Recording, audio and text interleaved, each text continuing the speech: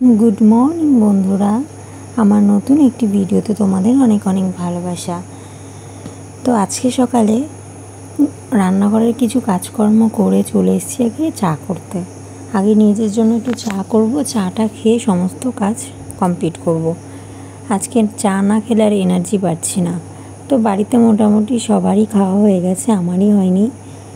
तो मा बाबा যখন চা খায় তখন আমি তো ঘুম থেকে উঠি না, তো নিজের জন্যই বানাচ্ছি, আর কেউ নেই, এক কাপই বানাচ্ছি। আর এভাবে আমার ঠিক কড়া করে চা খেতেই ভীষণ ভালো লাগে। ফুটিয়ে ফুটিয়ে বেশ এরকম কড়া হবে তারপরেই খাবো। তো দেখো চাটা নিয়ে চলে এসেছি ঘরে। এবারে একটু চাটা ভালো করে বসে খেয়ে দেন বাদবাকি কাজকর্মগুলোকে শুরু করব। তোমাদেরকে আমি বললাম না যে চাটা খেয়ে তারপরে সমস্ত কাজ কমপ্লিট করব, এই জন্যই বলেছিলাম। দেখো কাল রাতে একটু বৃষ্টি হয়েছিল আর খেতেও অনেকটা দেরি হয়ে গেছিলো, তো সে কারণে আর বাসনগুলোকে মাজা হয়নি। আর বেসিনে দাঁড়িয়ে এতগুলো বাসন মাজাও ইচ্ছে করছিল না মাজতে, আর এগুলো রেখে এতটা মাজার জায়গাও ছিল না। তো অগত্যা কিছু উপায় নেই, আজকে সকালেই ভাবলাম মাজতে হবে। তো সেই জন্য আগে ঘরের কিছু কাজকর্ম ছিল সেগুলোকে কমপ্লিট করেছি। রান্নাঘরটা মোটামুটি ক্লিন করা হয়ে গেছে, তো সেগুলোকে করে এখন চলে এসেছি বাসনগুলোকে মাজতে। ছেলেও উঠে গেছে, ওকে খাইয়ে দিয়েছি, খাইয়ে দিয়ে ওর দাদুর কাছে দিয়ে দিয়েছি। তো আমাকে এখন এই বাসনগুলোকে তাড়াতাড়ি করে মেজে নিতে হবে। তো সেটা করতেই চলে এসেছি। দেখো রোজ এত বাসন হয় না, রাতে কিছুটা রান্না করার পরে মেজে রাখা হয়, আর রাতে যেগুলো খাওয়ার বাসন থাকে তো সেগুলো, আর যেহেতু আমাদের একদম সকালবেলা রান্না হয়, মানে আমার বর খাবার নিয়ে যায়, খাবার খেয়েও যায়, মোটামুটি আমাদের 8:30 কি 9টার মধ্যে রান্না কমপ্লিট করতে হয়। আর এর আগেও বলেছি যে ওর ঠাম্মাও বাড়িতে থাকে না, চলে যায়, তো সে কারণে আগেই রান্নাটা হয়।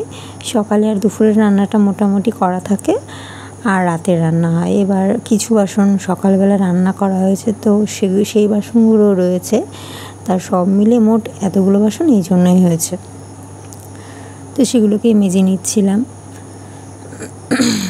আর রান্নাঘরে বাসন মেজে রান্না করা হয়ে গেলে আর রান্নাঘর পরিষ্কার হলে সংসারে মোটামুটি মনে হয় যেন অর্ধেক কাজ কমপ্লিট হয়ে গেল।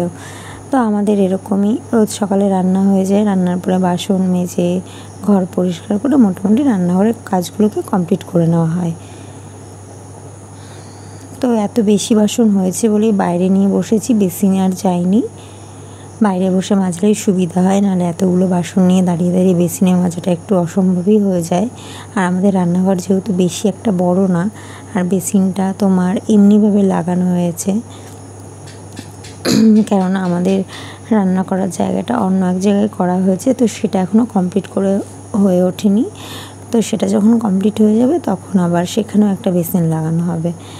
তো এখন জাস্ট রান্নাঘরে বেসিনটা লাগানো হয়েছে এই কারণে যে বৃষ্টি হলে না, এই যে বাইরে বসে বাসন কোসন মাজা হয়, তো বৃষ্টি হলে তো সেটা সম্ভব নয়। আর বেসিন থাকলে কি এতগুলো বাসন হলেও যখন দেখব যে বর্ষা বৃষ্টি রয়েছে, তখন আমি অল্প অল্প কিছু বাসন নিয়েও সেখানে মাজতে পারবো।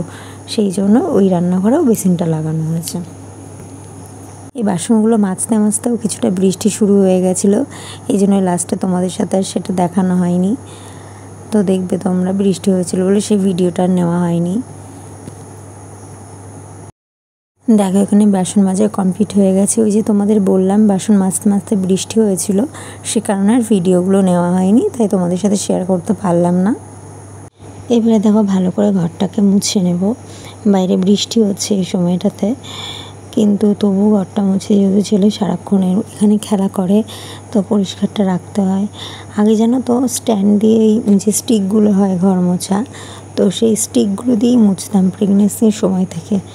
বাট ওগুলো দিয়ে না আমার মুছে ঠিক ভাল লাগে না। হাতে মোছার মধ্যে যে একটা মজা আছে, বা যেভাবে পরিষ্কারভাবে ভালো করে মোছা যায়, আমার মনে হয় না স্টিকে ভালো করে মোছা হয়।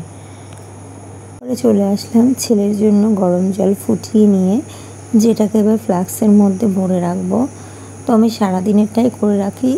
এর মধ্যে 2টো ফ্লাক্সে গরম জল থাকে, আর 2টো ফ্লাক্সে একটু ঠান্ডা করে রেখে দিই, সেটাই ওকে খাওয়াই। তারপরে এই যে বর বাজার থেকে এই সবজিগুলোকে নিয়ে এসে দিল, তো আজকেও বাড়িতেই ছিল, তো এগুলোকে ভালো করে গুছিয়ে রাখবো, সেই জন্য সব কিছু বের করে নিয়ে বসেছি। এবারে চলে এসেছি একদম সন্ধ্যাবেলায়। তো একটু চাকদা যাচ্ছিলাম, বাবার কিছু মেডিসিন নেওয়ার ছিল আর সংসারে কিছু টুকিটাকি জিনিস নেওয়ার ছিল। আজকে সিবিডিটা ভীষণই ফাঁকা ছিল, যার জন্য বেশিক্ষণ সময় লাগেনি, খুব তাড়াতাড়ি হয়ে গেছে। নাহলে অন্যদিন ভীষণ লেট হয়, অনেকক্ষণ লাইনে দাঁড়িয়ে থাকতে হয়। বাড়িতে চলে এসেছি আর এসে দেখো আমার ছেলে ভীষণ কাঁদছে। ও এখন বইগুলোকে ছিঁড়বে, ওকে ছিঁড়তে দেওয়া হচ্ছে না বলে এত কান্নাকাটি করছে। এবারে ড্রেসটাকে চেঞ্জ করে সোজা চলে এসেছি রান্নাঘরে। তো এখানে দেখো মশলা করে নিয়েছি, সমস্ত কিছু কেটে নিয়েছি। আজকে আমার বরের ইচ্ছা করেছে লুচি দিয়ে ঘুগনি খাবে, তো সেটারই প্রস্তুতি চলছে।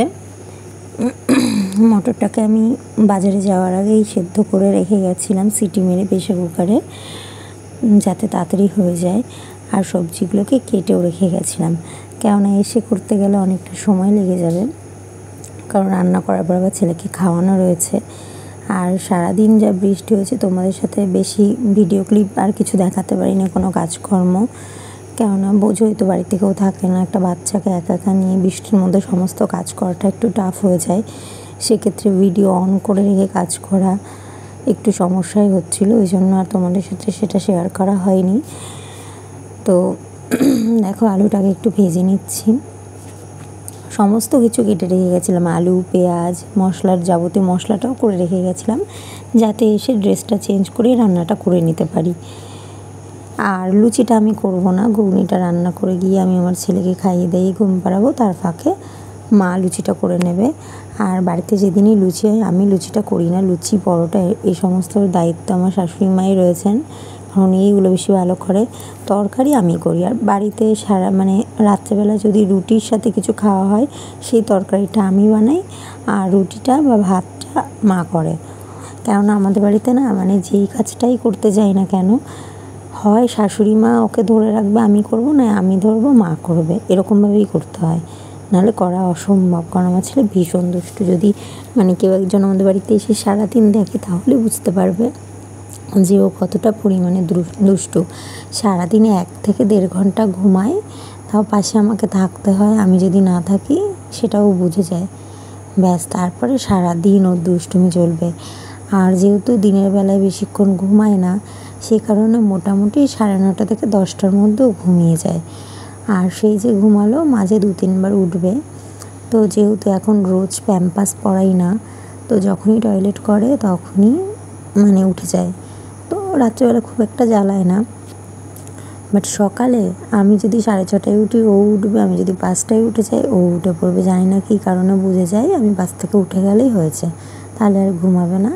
তো মোটামুটি আমি 7টার মধ্যে ওঠার চেষ্টা করি, ও তখন ওঠে, ওকে নিয়ে সমস্তটা করার চেষ্টা করি।